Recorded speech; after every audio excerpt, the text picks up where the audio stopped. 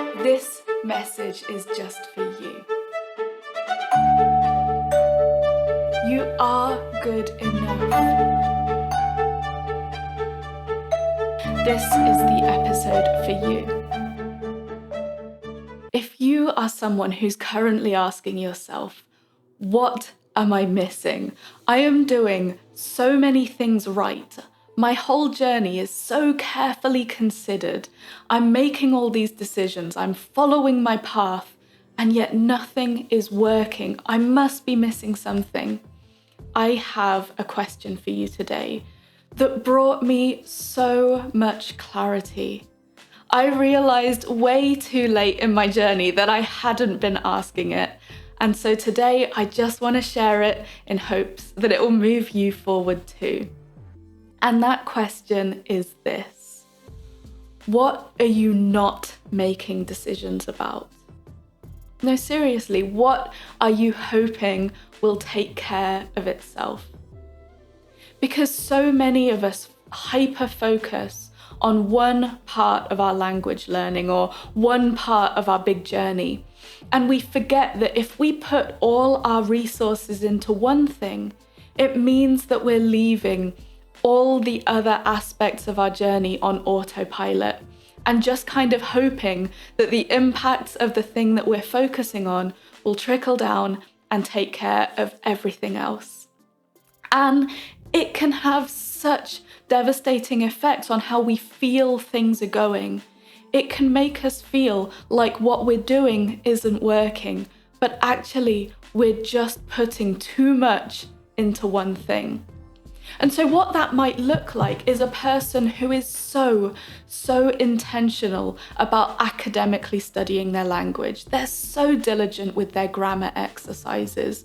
They've got a timetable. They have a syllabus that they've carefully created for themselves because all the ones they found in textbooks or online weren't aligned with their goals.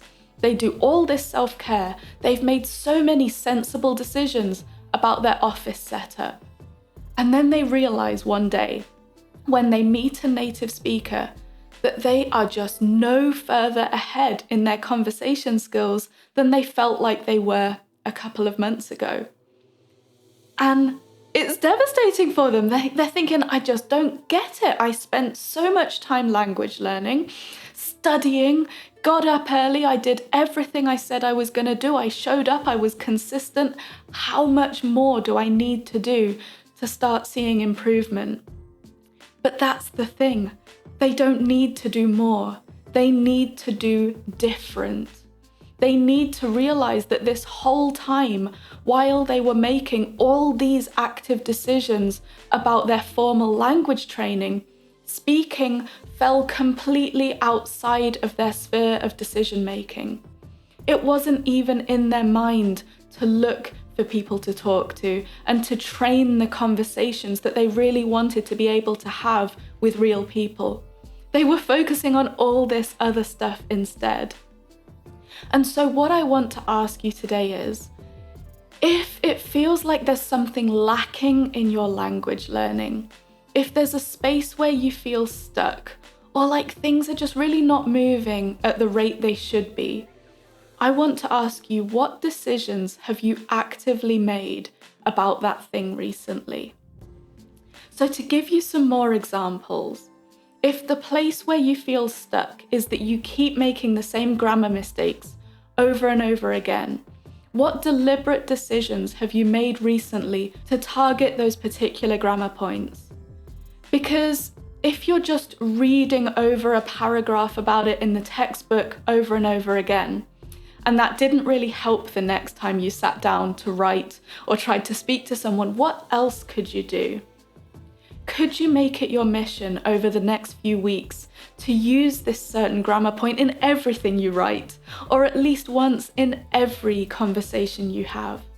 Can you put it on a post-it note in every room of your house, somewhere where you're definitely going to see it, like next to a door handle or on a cupboard door? It doesn't need to be big actions or dramatic pivots. It can be as tiny as a correcting step written on a post-it note. Or If the problem is that you just really feel unfocused and stuck in a rut with your language learning at the moment, what active decisions have you made about your routine recently? Have you looked really carefully at what is working and what isn't in the things that you do every day? Are there any decisions that you could make about your timings or your learning environment? Have you seen if there are any distractions that you could eliminate or fears that you could work on to get yourself unstuck? Have you asked any advice on it? Because the thing is, in so many big journeys, whether it's learning a language or writing a book or planning a career change, there are just so many plates to spin. You cannot concentrate on everything all the time. But when we start to notice those signs, big or small, that we aren't quite on the pathway we want to be on, that is when it's time to start reevaluating where we're putting our energy. Deciding that certain things don't matter right now and putting them on the back burner is a 100% necessary part of this process. But what matters is that you made that choice on purpose and that you're okay with it. You're not going to come back and use those things that you've decided to let rest for a while as a yardstick for how well you're doing. You're not going to feel bad looking back next month that that particular thing that you put on the back burner hasn't progressed. So as you go into this week, I would love to encourage you to look out for the areas that you've put on autopilot and just check that you definitely want to keep them there. The answer might well be yes, and that's good, but knowing that you've done it on purpose will help you feel like you're in control of this process and that you understand where your progress is coming from. Because this is your journey, you're in control of it. And you want to know that you feel like you're doing a great job while you're doing it. Have a wonderful day, and I will see you back here tomorrow.